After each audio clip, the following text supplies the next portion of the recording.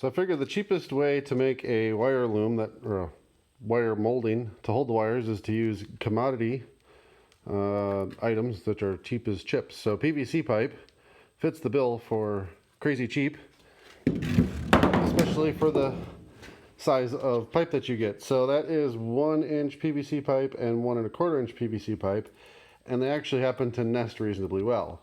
And if you slice the 1 inch PVC pipe in half on a table saw, you can attach a rail like this.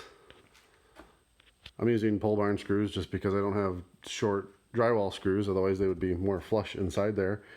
But you can create this as the rail that you put onto the desk or underneath on the wall, whatever you want to put it on. You don't need to run the full length, I wouldn't think. You just need wherever you need to attach it. Because then you can, I'm going to slide it on here just to show how it nests.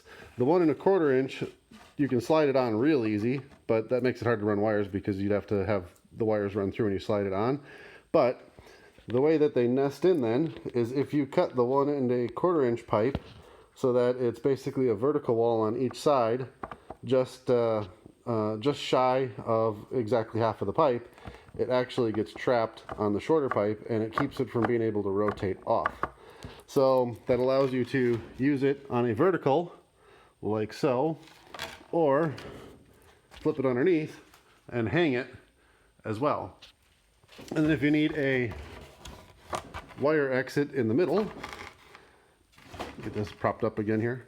If you need a wire exit in the middle, you could of course just drill, sorry, got to look at where I'm pointing the camera. You can drill a larger hole like here or something and then notch it out like a little U, file it out so that you have a nice exit for the wire to go. And if you need to notch out in here in the same spot, you can of course notch that in as well. And if you run your wires, you could basically put them inside of this bigger pipe, and this will be kind of a pain to do with one hand. But if you notch one side in, you can go down the line and snap it on. And this is where if you do run shorter sections, it's probably a little easier because I'm trying to do this with one hand now.